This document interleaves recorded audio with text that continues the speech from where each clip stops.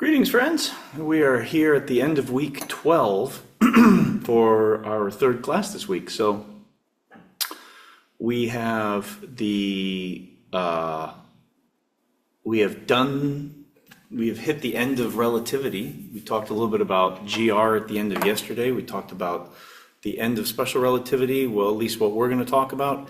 And we are going to start moving on to the quantum mechanics now and the beginnings of that. So with the beginning of that, we're going to go back to the same year that special relativity started, and I'll give you a brief history of how quantum mechanics and this description of nature came about. Now, no mistake, this is a the reason it's called modern physics, right, is because in case you find that special relativity is a little bit mind-bending, yeah, this is kind of the way things are described in a modern sense.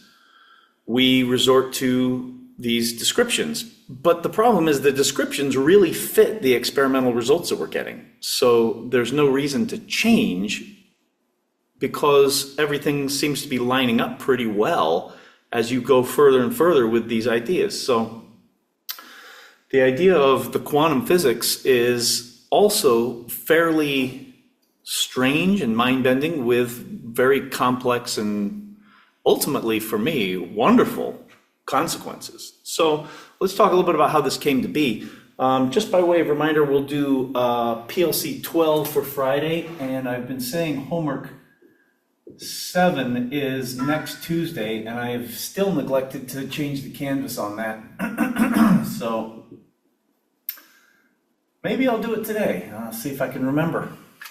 But it's the way it is sometimes. Plus a quiz, as usual.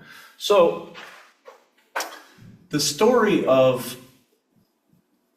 quantum physics can be traced back to a couple of interesting issues.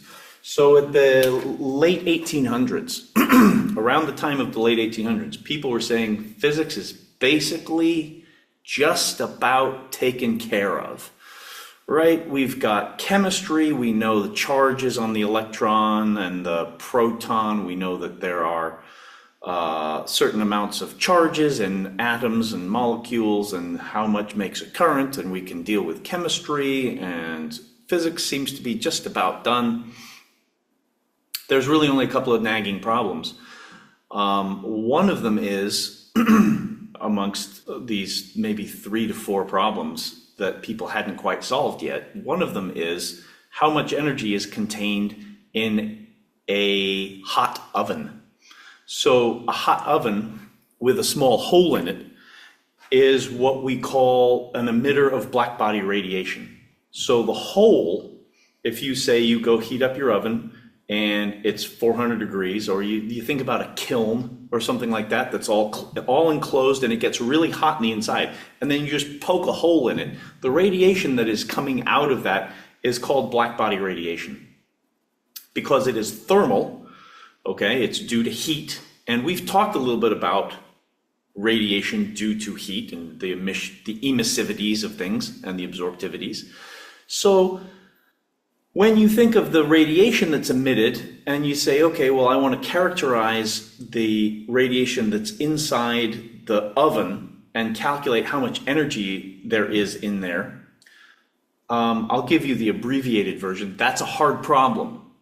That's a hard problem, and it took several tries. People kept trying to figure this out and ultimately failing, in the sense that they were getting infinity. And it became known as a catastrophic situation. It was literally called a catastrophe in physics. So a little bit of over drama there, but on the part of the scientists, but nonetheless, it took a stroke of real at that point unknown genius to solve this problem and to make it fit into what was necessary. So blackbody radiation, we've already discussed the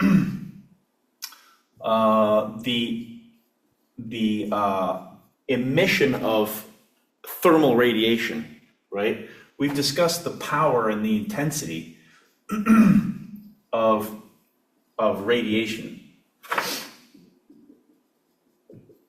In other words, the rate of energy that is leaving a body due to radiation. And I think I called this P with a twiddle on the bottom of it here. And it was due to the how much of a black body this is. Okay, this is a number that typically is between 0 and 1. And because it's E, it's known as the emissivity.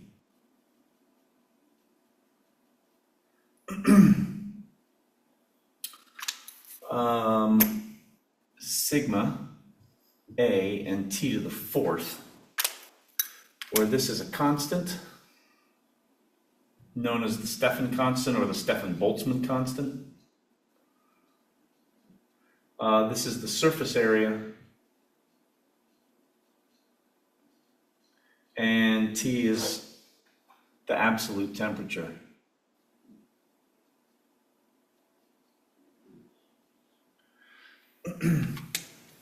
So this we've seen before, and we've dealt in terms of heat transfer and the transfer of energy due to radiation. So the rate at which energy leaves a body due to radiation is dependent on its temperature, and then likewise the amount that it absorbs is dependent on the environment's temperature. So if you are a warm body in a cooler environment, then you are radiating at a T to the 4th, which is larger than what you're absorbing at the environmental temperature, or at a lower temperature of the environment to the 4th. Now, this, and I believe I drew this curve for you. This is a description of the measured intensity versus frequency curve, or let's say wavelength instead. Let's do this is kind of like an intensity. Well, it's an intensity, energy density. Well, let's talk about it as the intensity. And the intensity per wavelength. So this thing here, well, that falls off a little quickly. It's kind of like that.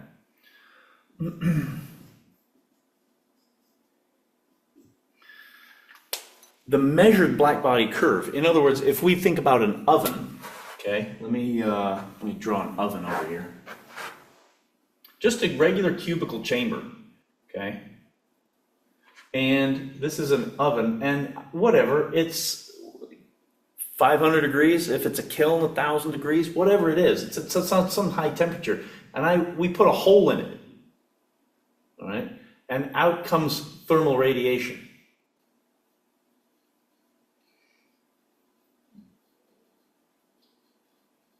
If you measure the outgoing thermal radiation from this hole, you get a curve that looks like this. In other words, you're trying to figure out how much energy there is in each wavelength. So for this particular temperature, there's a lot of energy in this wavelength, but not as much in these.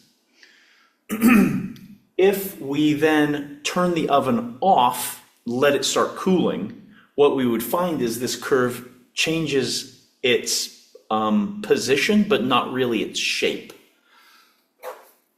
So for a lower temperature, as that oven starts cooling off, you find, I don't like that at all. Sorry, just a minute. Let's not have these cross on each other. Okay, let's try that a little bit more here. All right, so that's going to come up here. There we go. And that is a, say, medium temperature. And then we can go to a low temperature down here.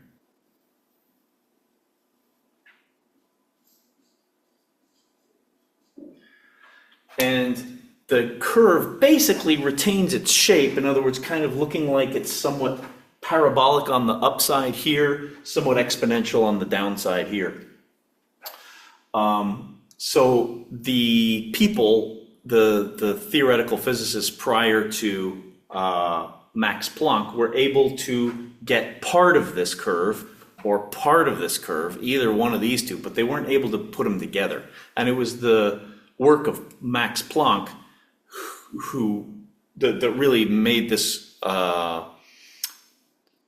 description come to life. And he didn't even know it the first couple of times. So this is really a long and very interesting story, which I am basically not going to tell you, and I'm going to cut to the chase, then I'm going to say he did it. But it took him several tries to figure out what he did. So he mathematically figured this out and then published it and didn't believe really that there was much physics in it. And it took him another couple of tries to figure out, okay, how does this work? What is this? And then he started realizing what he was doing. And we'll talk a little bit about what this means. And then it was Einstein who took this idea and then went to town. So this power here is basically the area underneath these curves. Okay, that power, so as you go up and up in temperature, the area under the curve goes up as t to the fourth, which is why for a high temperature you get this huge curve, and for low temperatures it's really, really small, okay, because the area is increasing with the fourth power of the temperature. You'll also notice that the peaks of the curves move to the right as the temperature decreases. So the peak of this curve then shifts as the temperature drops, and it shifts even more as the temperature drops even more. And that's also a characteristic of the radiation, in the sense that visually you would see this too. When you look at a flame, you'll be able to tell just by looking at the color of it approximately what kind of temperature we're dealing with here. If you have a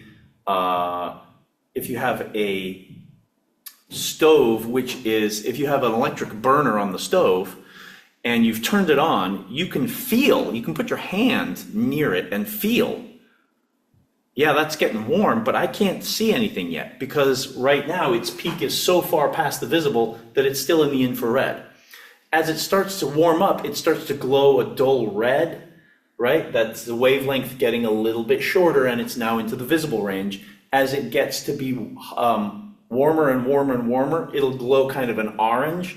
Now, the electric elements don't usually get past that, like a reddish orange color.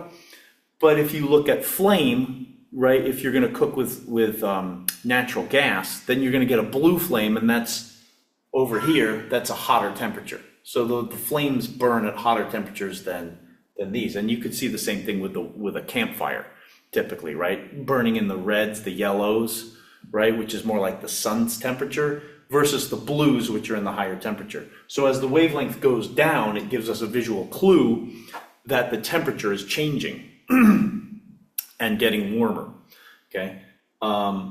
Which is why your hot and cold taps are reversed, right? Hot really means blue, and warm really, yeah, anyways. So this is really the area under this curve.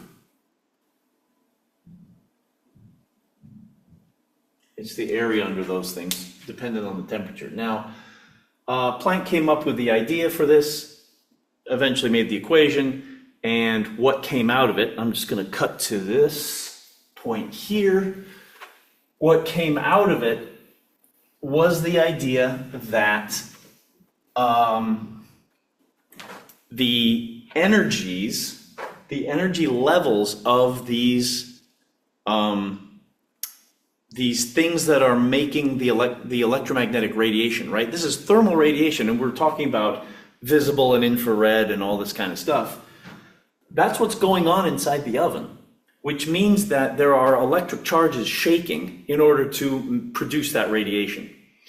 Planck says eventually that the energy states that these emitters jump up and down to and from are in discrete places. In other words, think of it like a staircase, okay?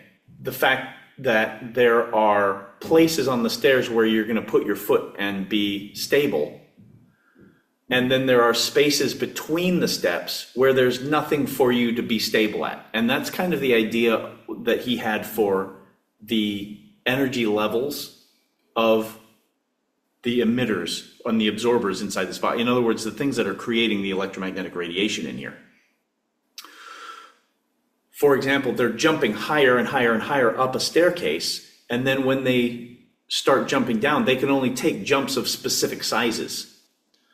Right? So when you're walking down a staircase, you can't take any step size you want. You have to go down by the staircase, the rise of it, right? You can't just put your foot here and say, oh, I'm just gonna put my foot here and then I'll go to the next one with my other foot, because you're gonna hurt your back. And I don't know if I do that all the time, like stepping off a curb and all of a sudden you're like, oh, and you jar yourself. That's because you expected the surface to be up here, but it wasn't, it was down here.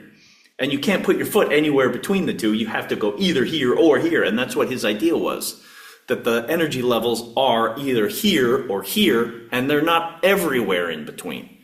All right. So Planck was the first one who kind of came up with the idea that the energy levels are what's called discrete. They are in particular places.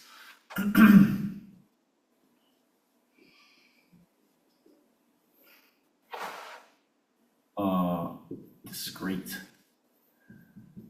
Okay, discrete meaning like integers, 1, 2, 3, not like the decimals in between, right?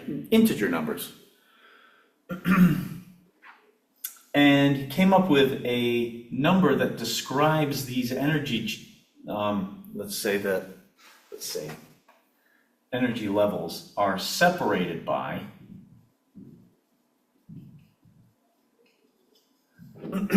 they're separated by what he ended up coming up with is a number multiplied by the frequency of the light that's emitted.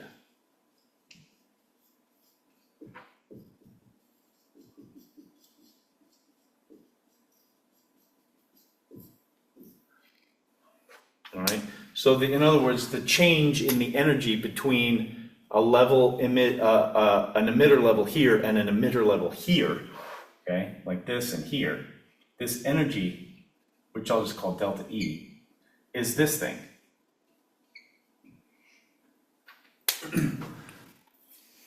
All right, so the emitter is giving off an energy and emitting radiation, okay? And so the radiation that it emits has a characteristic frequency. And that frequency determines how, or it doesn't determine, but it's related to how much the energy difference is between the levels. And it was Einstein who then came along and said, okay, so now what we have here is a way to figure out the energy in the radiation, okay? It was Einstein who then said, okay, having discrete energy levels is fine. And you've probably heard this before, in the sense that we have atomic energy levels. We have energy levels in the hydrogen atom or whatever, where the electron can be here or here or here. That's basically this idea. It was Einstein, though, who came up with the idea that, okay, taking this and then thinking about the radiation that's emitted when an electron drops from here down to there. And by the way, I'll say this now, but an electron doesn't really physically drop like a ball drops down through gravitational. It doesn't drop like that. Like you'd say, oh, look at that. It goes, because the pen was here at every single point, and the electron doesn't really do that. Nonetheless, we'll not talk about that, at least right now. Einstein's idea was then that the radiation that comes away from this emission is also in discrete bundles. So he used this to analyze an interesting phenomenon. The emitted energy, I'll say the emitted radiation, also comes in discrete bundles.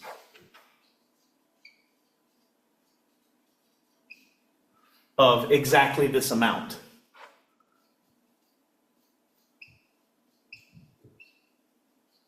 And when I use the word discrete, what I'm really saying is think of integers, right? 1, 2, 3, 4.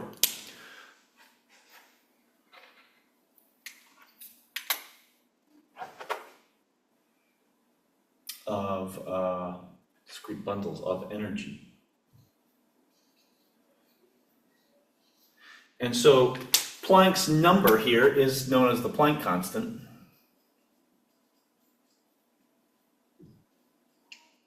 And is called H.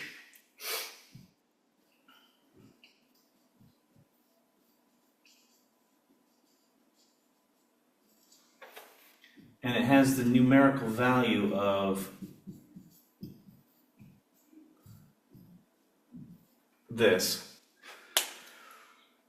in what I would say are not useful units, because the joule is a person-sized unit, okay? But we're talking about things that are really, really tiny. Therefore, their energies shouldn't need to be described by joules. That's a macroscopic energy, okay? That's like,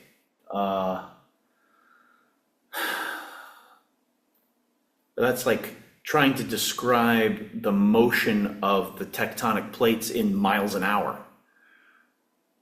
There's basically no point in this, right? So in different units, we'd have it as that's wrong, it's 4.14 times 10 to the minus 16 EVS. Okay. So we've got this other set of units, which is a little bit more useful for the atomic level of things rather than the person level of things. The reason this number is so small on the person level of things is because, right, 10 to the minus 34, it's minuscule. So if we have energy states that are separated by 10 to the minus 34 joules, well, no one's going to notice this, right? You can drop the pen and you can say, well, it's basically a continuum of positions, right? The pen was here and then here and then here and then here, and you can divide it up as finely as you want and say that the pen traversed every single point in space between here and here. Well, did it? Maybe, but if it didn't and the spacing was something like this, there's no way we're going to notice, okay? There's no way we're going to notice the difference between a potential energy here and a potential energy that is 10 to the minus 34th less than that, right? It's just not going to happen. So the energy level spacing is more appropriately talked about with this unit, which is the EV, known as the electron volt. So let's talk about that here for a minute, because in case you are not aware of electron volt units, it's a really useful thing to have in your toolkit, because when you get to atomic calculations and things like that, things that are what I would say microscopic, this is a useful unit system. Let's talk about that. The electron volt.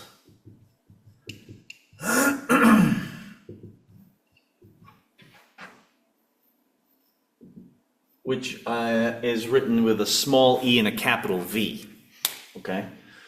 Let me make that e a little bit better.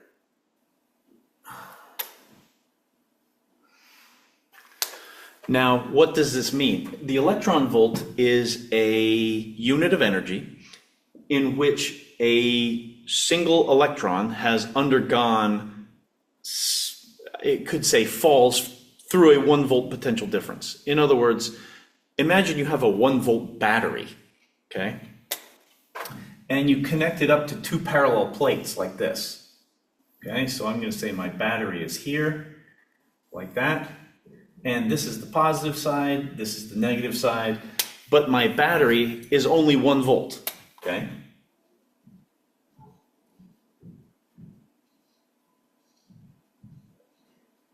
And when it comes to this type of thing, I'm going to put bars on the V's that indicate voltage, so that so that we can distinguish them from, say, velocity. Okay. So the voltage is 1 volt. Basically, it's not quite a AA battery or something like that, right? Those would be 1.5-ish. So it's a little bit less than that. And I'm going to take a charge of the electron is negative, right? So I'm going to take a single electron. I'm going to put it up here, perhaps near the negative plate. And I'm going to say, all right, here's my electron starting here. And I'm going to let it go. What is it going to do? Well, you know the electron is a negative charge, and this is the negative side of the battery, which means that there's a lot of negative charge on this plate. Therefore, a negative charge on the plate and the negative electron are going to repel each other. Well, these charges can't go anywhere, so this charge is going to get pushed. And the electron is going to get pushed away towards the positive plate where it's going to get attracted. Okay, so this is going to go boom, boom, boom, boom, boom, boom, boom, boom, that way. And it's going to hit the positive plate with a particular amount of kinetic energy. Okay, so if I think about how much energy it has here, the energy it has here is basically electrical potential energy. Whereas the energy it has over here should be the same amount, because it's not like there's anything to take away its energy and transfer it somewhere else. Whereas over here, it is essentially kinetic.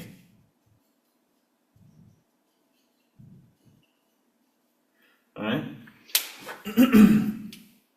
We know how to calculate potential energies, because what we do is we say the potential energy of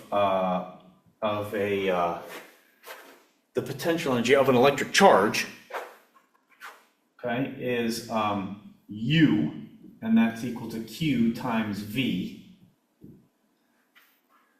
Or really more meaningfully is the change in the potential energy, right? So the potential energy was this big over here, and now it's 0 when it comes over here, okay? Might as well be 0 when it comes over here. So the change in the potential energy between this plate and that plate would then be delta U, which is Q times delta V. And Q here is the electric charge, which is just the same as the E charge, okay? This is electric charge.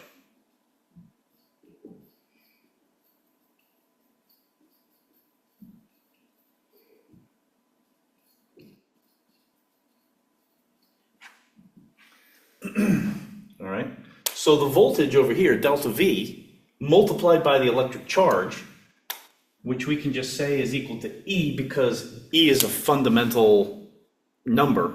Every electron has the exact same charge.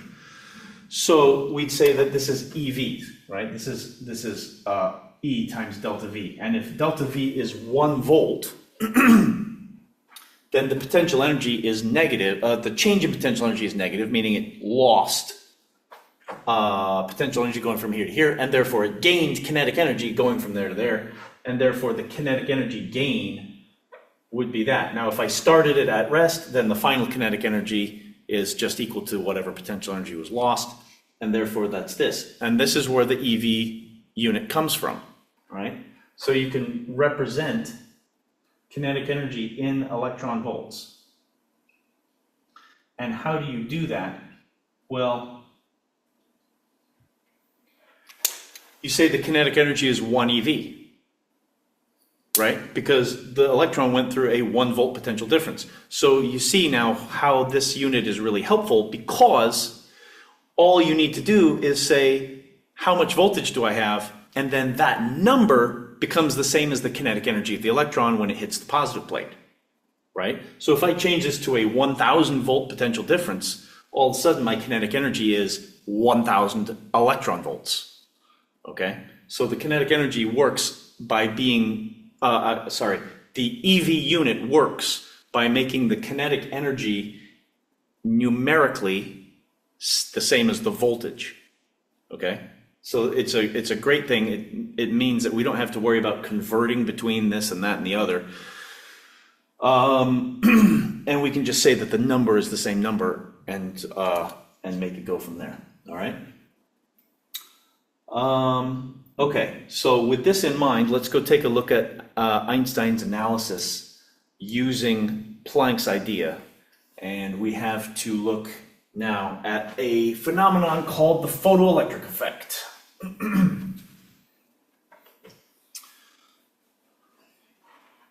Now, the photoelectric effect was first discovered way back, like in the 1830s or 40s. But typically the person who gets credit for it is, I think it's Gustav Hertz, or is it Heinrich Hertz? Anyways, one of the Hertz brothers. I don't know. They weren't brothers, but the Hertz boys, photoelectric effect. And it wasn't until Einstein that this really got explained. And by the way, it was for this that Einstein, was awarded the Nobel Prize in, I think, 1921 or something like that. If my memory serves. The photoelectric effect. What is it? It's the emission of electrons. In other words, electrons being like a flow of charge. This is a current, right? We'll just say it's the emission of electrons to form a current.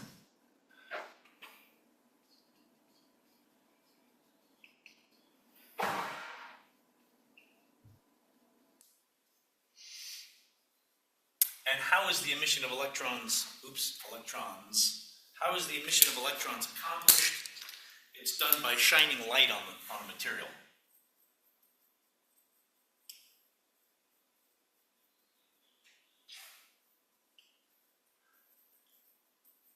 In other words, this is exactly the same process as a photovoltaic solar cell, right?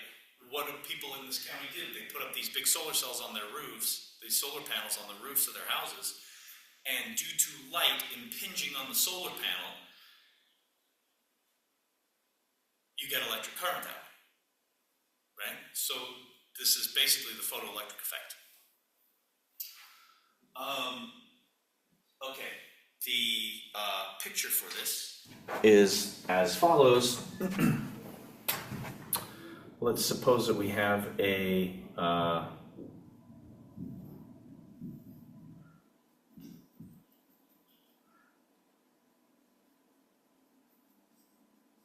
going to use metal as the example. So I have just a sheet of metal or a piece of metal here. I'm going to shine light on it. So here's my flashlight or whatever this thing is.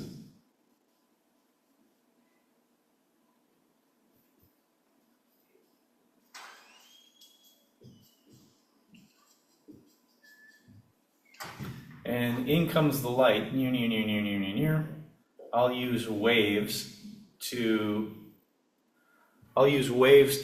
show the light hitting the metal surface here. And then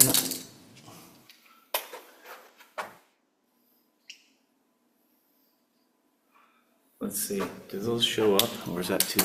It's not very good. What about this?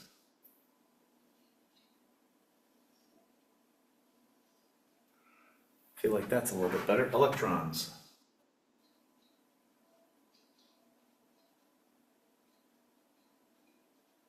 Okay, essentially it looks like this. You have a metal plate, you're shining light on the plate, and electrons are coming out. So this was something that was worked on for a while, just like the black body radiation problem was, and was failing miserably until Einstein came along. So why was it failing miserably? Because it was being examined from a wave perspective. Assuming that light is a wave, okay? Let's think about the emission of light and its wave travel and then subsequent absorption by the metal. How does that produce electrons that leave?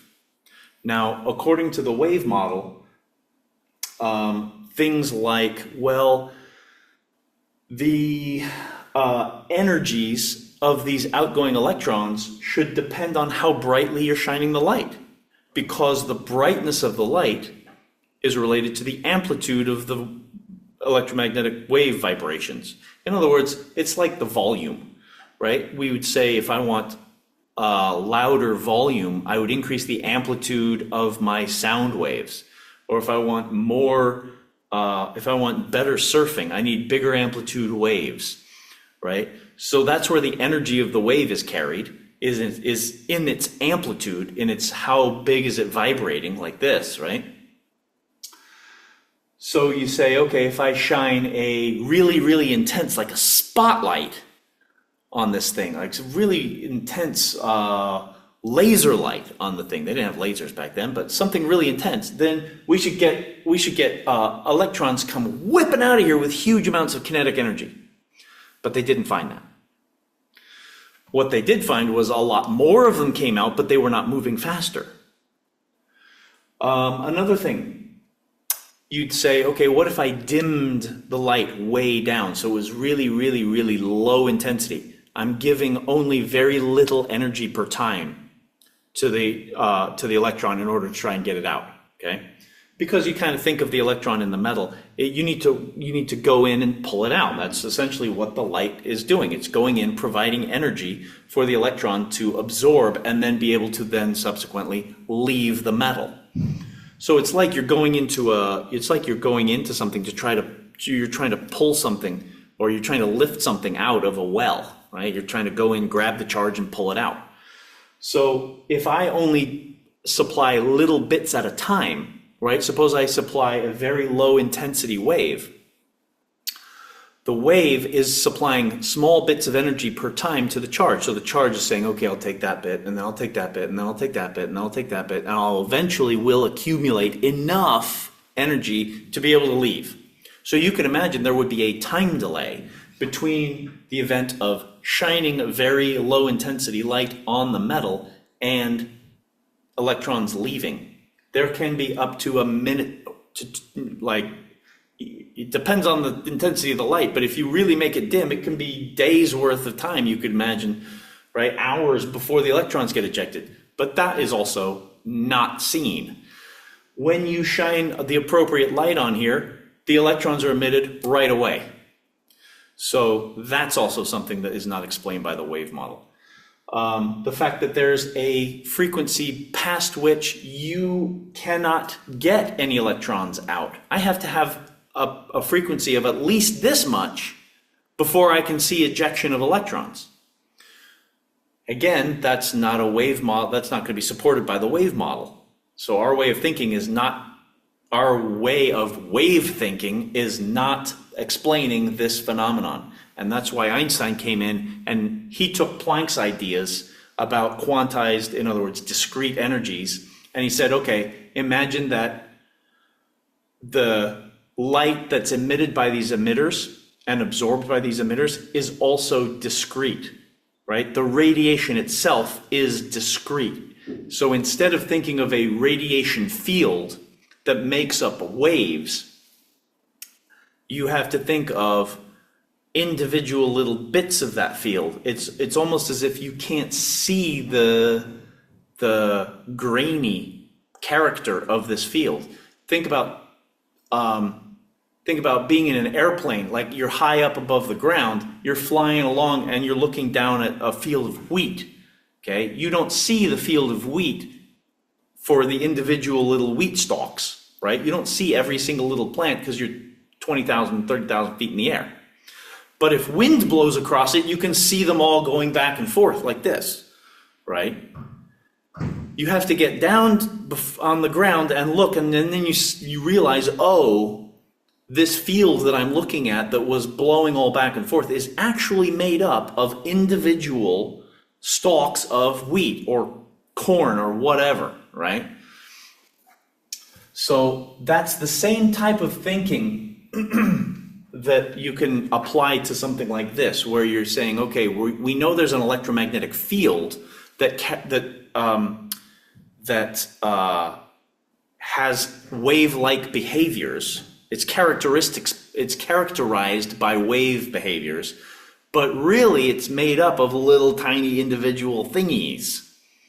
Okay, so those thingies, those little bits of light, are now called photons. The bundles of energy that Einstein talked about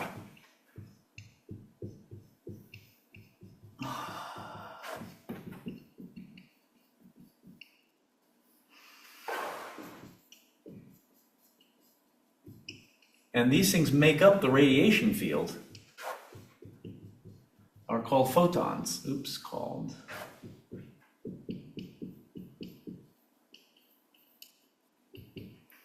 And their energies are given by the Planck formula for energies. Because Einstein says, well, if you have an emitter and it's going to emit and then drop down a level, which is a discrete jump, like on a staircase, you can only emit a certain amount of energy from that, and it's given by the exact difference between the energy levels. So the energies of the photons are the differences between the energy levels of the emitters.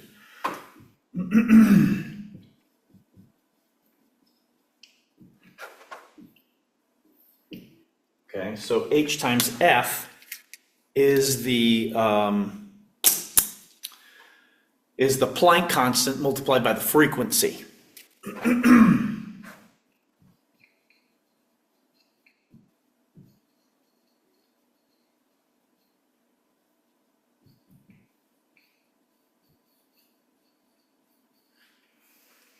Now, there's a slightly more useful way of writing this, and it's because we know there's a relationship between the frequency and the wavelength for light. Since we know that if I consider the speed of light equal to lambda, the wavelength, multiplied by the frequency. Oh, by the way, I should say this. Now that we are moving out of special relativity, we are going to move away from the idea of c being 1. So reset c in your mind back to 3 times 10 to the 8 meters per second, because we'll be dealing with that stuff now. Well, kind of. But anyways, never mind. So the frequency is going to be c divided by lambda, which makes the energy writable as h times c over lambda. That's the energy of a photon.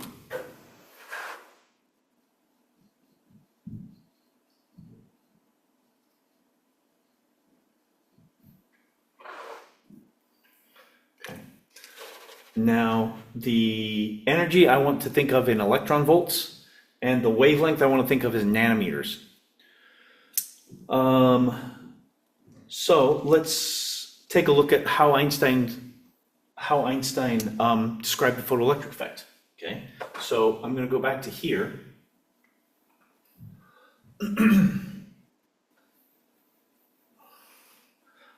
Incidentally, there's a nice PhET simulation of this. Let me see if I can just pull that up really quickly and share my screen so you can see it.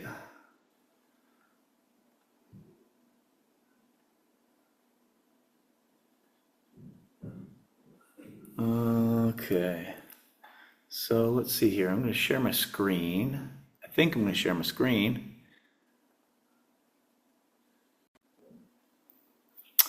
And it's just starting up. So here it is. Okay, so this is the drawing that I just gave you. This thing here on the left is the metal plate.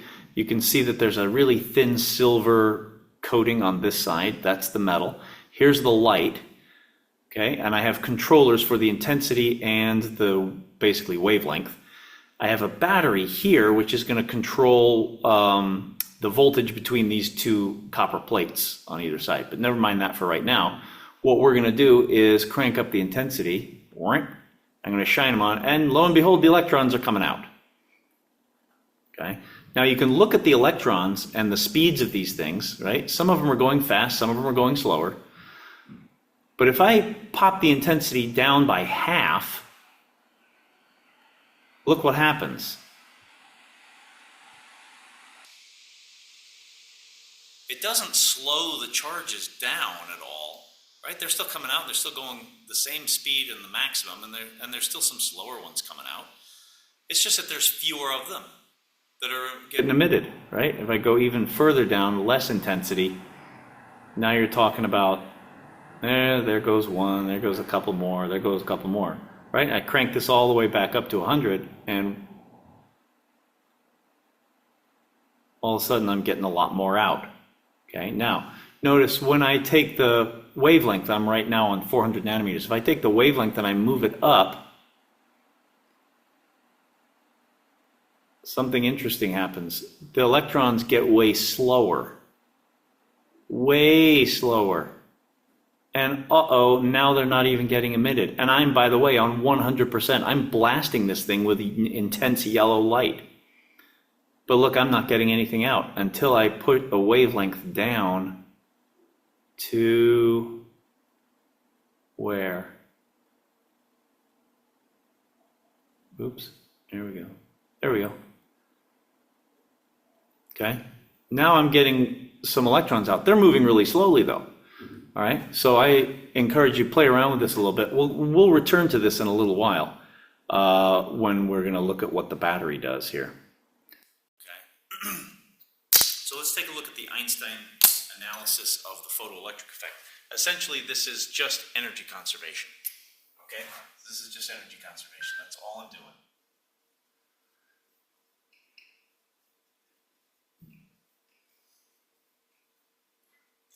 Okay, so think about it this way. There's a situation where I have an electron that's buried inside the metal. When the electron is inside the metal, that's like it being in a well, right? And I'm putting in light energy in order to try and move that electron out of the well. So what I think is you can literally think of this as a well, okay? So imagine that I take this picture here and I draw it slightly differently such that now the metal is really a deep well like this. Here's ground level and there's a well. So suppose that I've got to get water out of this well. Okay, there's a water level down here, way down the bottom. If I want to get water out of this well, I'm going to construct a well house like this, and I'm going to put a bar across here and have a handle, and I'm going to wrap around string with a big bucket. So when I think about how is it possible for me to get water out of the well? Okay, well, first thing I have to do is fill the bucket with water. Okay, so I do that. And then I have to crank the handle around such that I bring this bucket of water all the way up to ground level where I can then grab it and then put it into my bucket, put that bucket back, and then let it all the way back down. Okay, so in order to get the bucket to ascend to ground level, there's a certain amount of energy I need to put into the bucket in order to do that. Okay? Right? So there's a certain amount of energy needed. This is the minimum energy necessary to get water from down there to up here. Right? From down there to up here. Ah, look at that. Okay?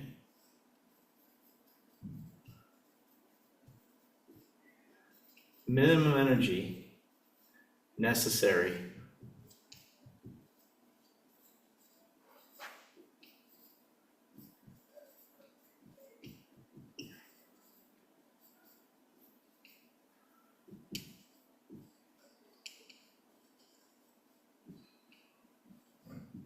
okay, so if we want to get the if we want to get the water to ground level, there's a certain amount of work we need to put in order to do that. Well, it's basically the exact same situation here with the energy of the electron inside the metal. It acts like water in a bucket. Water in a well. Okay? And now we have to put energy in order to get that water out and bring it up to the surface of the ground. So therefore, there is a minimum amount of energy necessary to get the electron out of the metal. Okay, what if I go back to this situation here, and what if I am feeling really energetic one day and I crank the handle, right? I get my bucket all the way down there, I fill it with water, I crank the handle around, and I get this thing, and it comes flying up out of here, and it's at ground level, but there's still leftover energy. I've put too much energy into raising the bucket. So now what do I have? What's the bucket going to do? Bucket's going to come up here, and it's going to maybe it's going to crash through the house and it's going to go flying away, right? It's going to have leftover energy in it, and it's going to be kinetic. That's leftover kinetic energy. If I put so much energy into the handle that the bucket comes flying up and it takes off, all of the energy that I just put in can be divided into two pieces, right?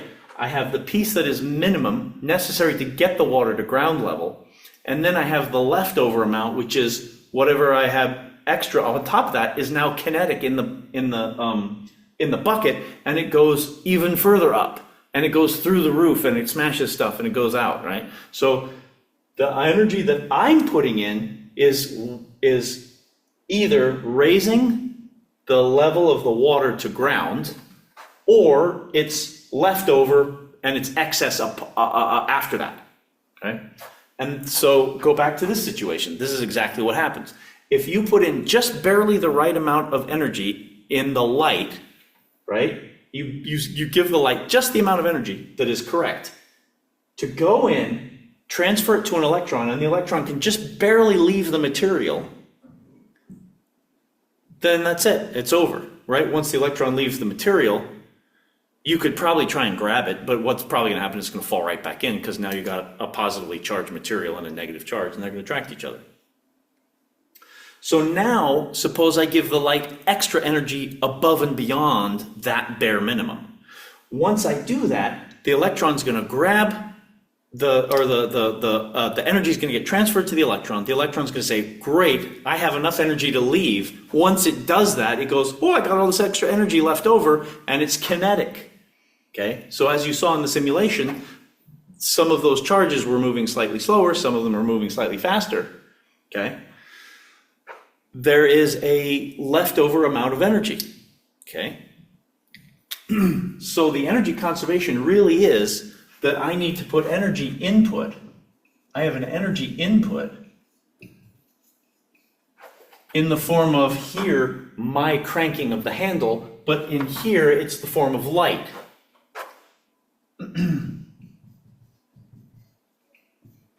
So I'm looking at the photon energy.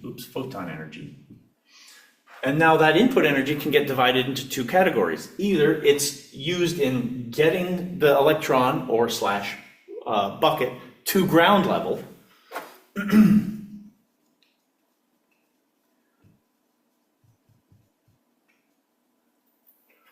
or it's leftover kinetic energy.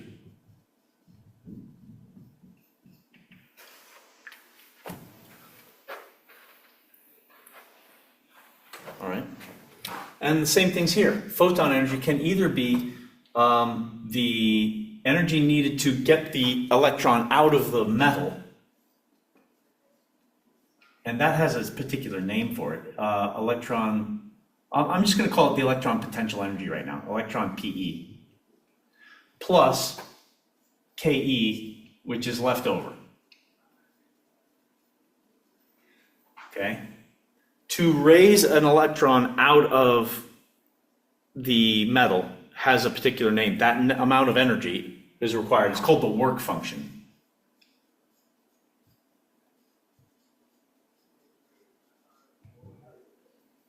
Okay, that's the amount of energy that it requires to raise the electron from its bound energy state within the material to being liberated and being outside of it, right? Because when the electron's in the material, it's bound in there. It's bound to its atom, it's bound to the lattice and then whatnot and everything. So you have to go in and pull the electron out. How do you do that? Well, you can't literally pull it out of there. You shine light on it so that it gives that energy to it. So this work function is what it takes for the electron to leave the material. Let's do this.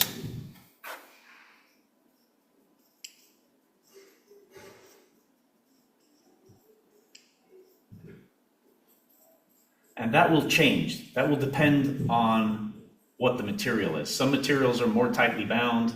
Some materials are less tightly bound. So that's a number that will be different for different materials. The leftover kinetic energy is just leftover kinetic energy. So how do we know how much kinetic energy there is left over? Well, let's take a look at the share. Let me share my screen again here. So now take a look at this battery. I can make this battery stop the electrons, right? Right now, it's not helping because it's not doing anything, but if I take, I'm gonna increase the, well, no, I'm not. I'm gonna take this, I'm gonna flip it around, and look at that. I can push them away.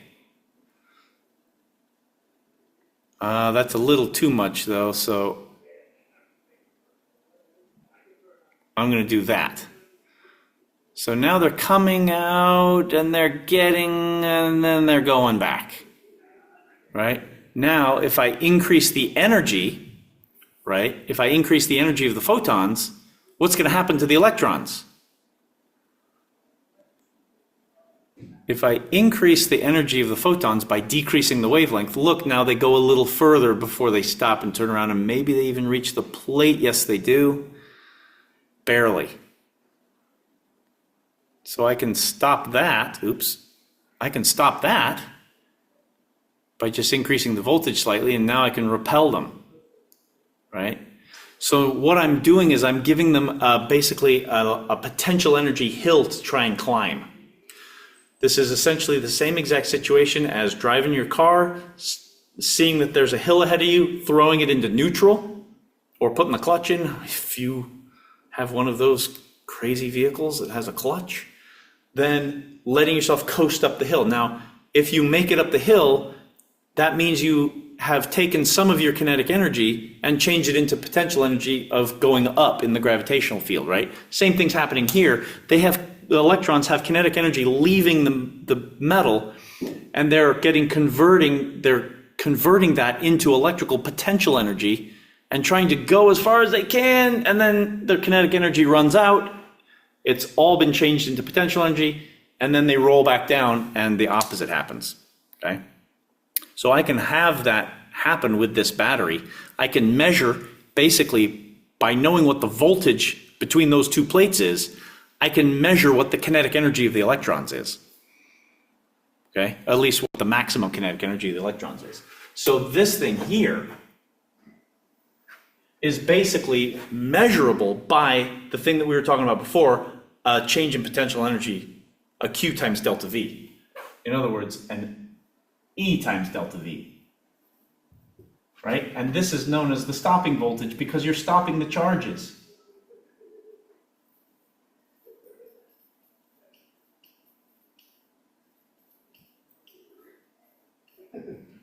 Okay, so this is the stopping voltage. You're getting the electrons to increase their potential energy, run out of kinetic energy, and reach a maximum, and then roll back down the hill. The photon energy, as we already know, is H times F, or Hc over lambda. And the work function is that. So really, the energy conservation equation essentially looks like this, where work function is going to be this capital phi plus E times delta V. Stopping. Okay, so if we're interested in what the stopping voltage is, we can solve for it.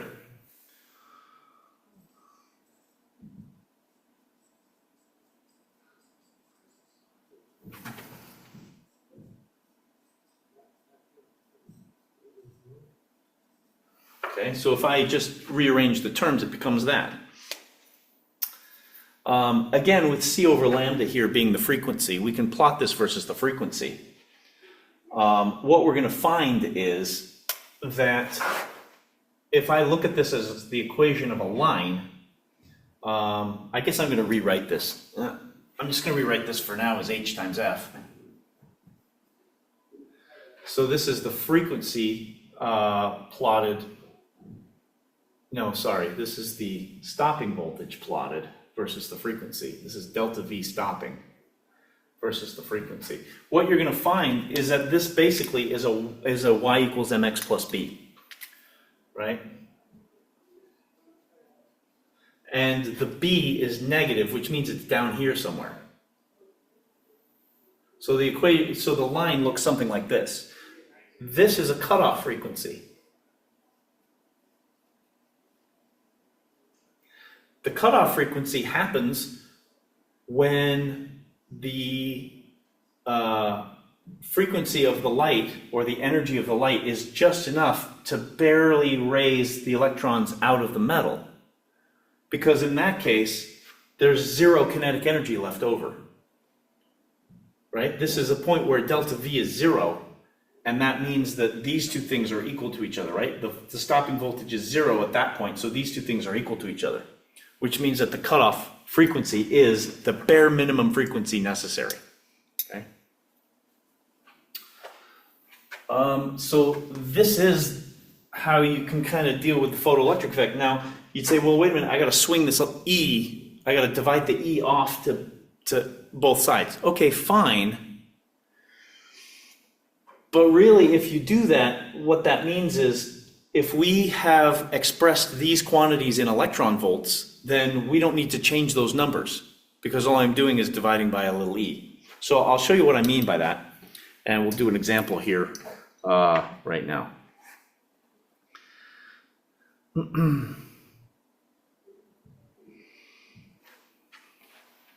Let's take a look here. Let's suppose that I have example here. Just cooked up an example with some relatively straightforward numbers. Suppose I have a wavelength of 200 nanometers. Okay, this is not visible. This is in the ultraviolet. And I'm shining it on a material whose work function is 4.2 EVs. In other words, I need 4.2 electron volts to go in there, grab an electron, and pull it just to the surface, and then let it go. And it has no leftover kinetic energy. All right? So the first thing to find is, what's the energy of the light that I'm putting in? At 200 nanometers, what's the energy of these photons?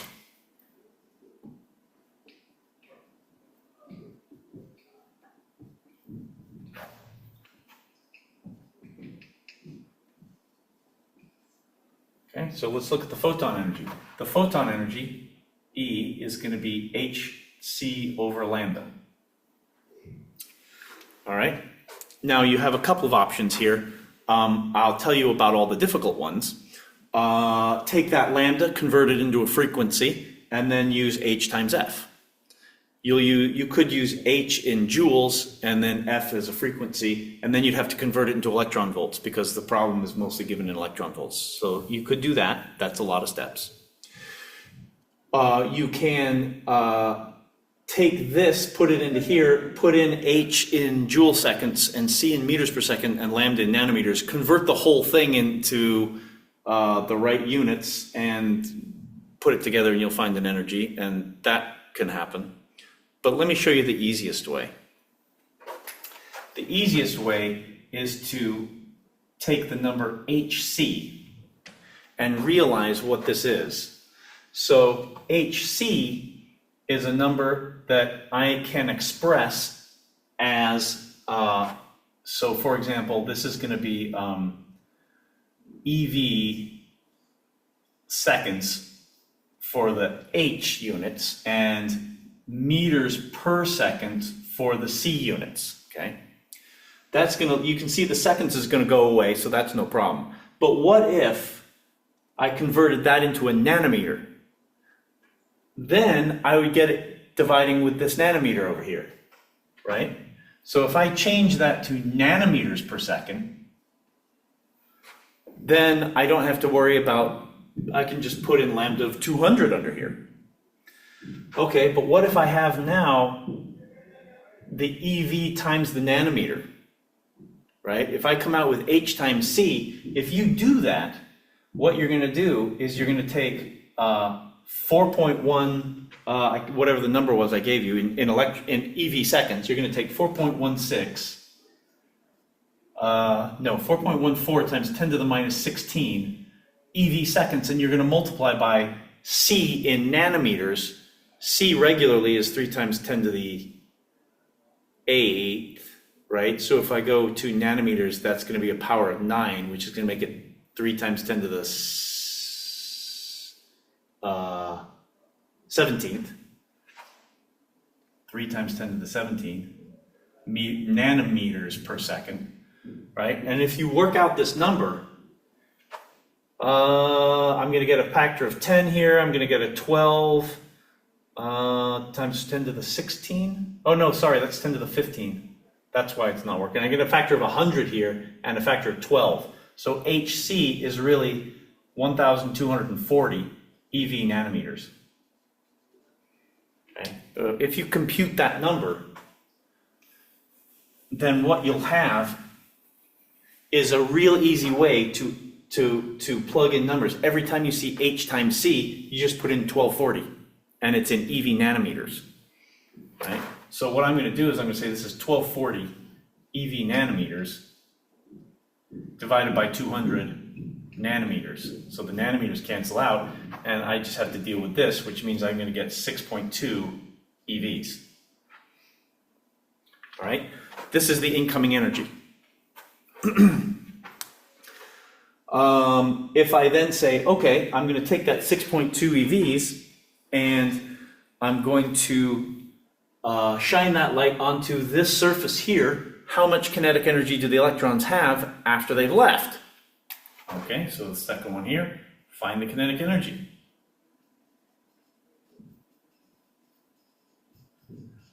Maximum KE of the ejected electrons.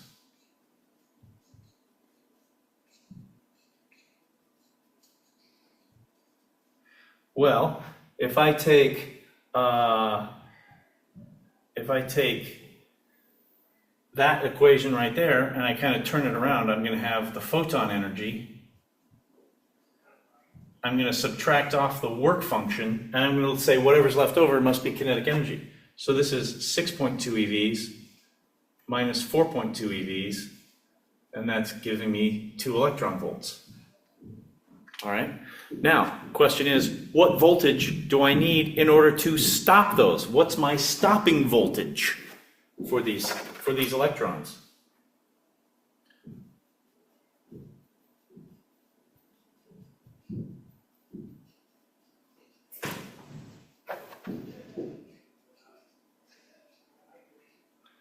What's the stopping voltage? Well, this is where the beauty of the electron volt unit comes in. Okay, so you know that these things have 2 EVs worth of kinetic energy. Therefore, if I want to stop them, if I want to stop an electron that has 2 electron volts of kinetic energy, all I have to do is give it a 2-volt battery, give it a 2-volt potential difference. So delta V stopping is equal to 2 volts.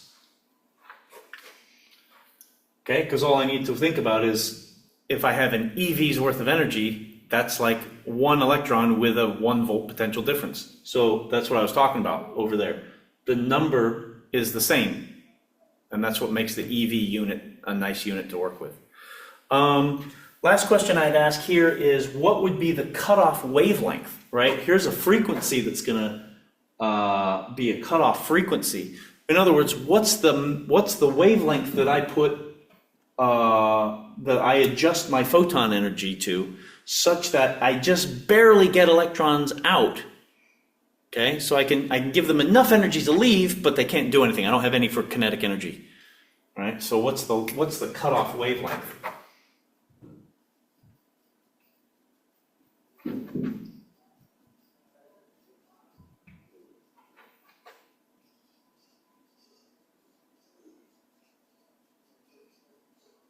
The cutoff wavelength you can find by going back over here and saying, okay, I've got no kinetic energy in my ejected electrons, which are known as photoelectrons, so that this term is 0 and my hc over lambda is just equal to the the work function.